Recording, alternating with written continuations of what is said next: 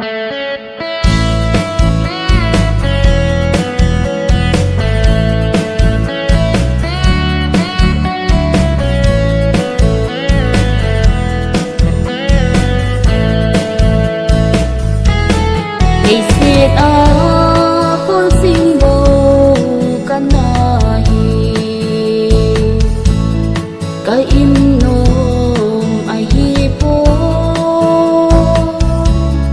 subscribe cho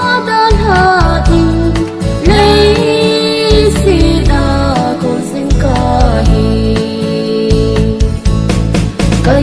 Gõ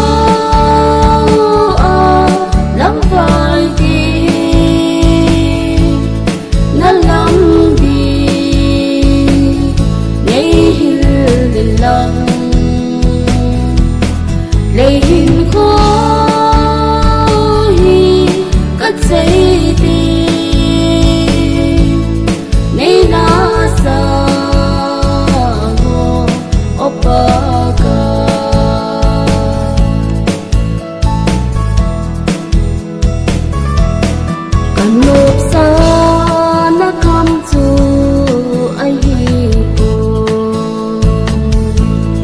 lung mô na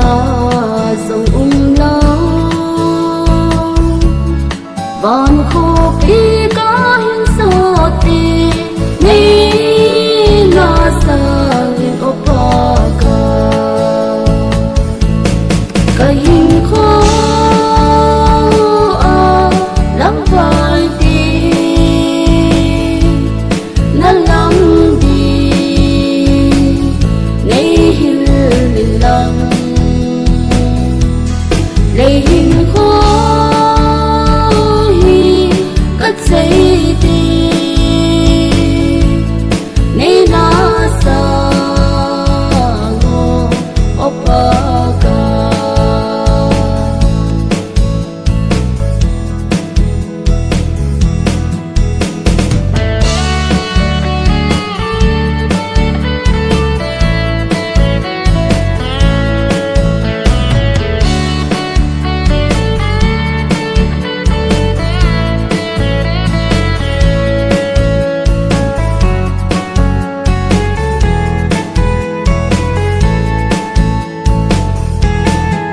lấy xe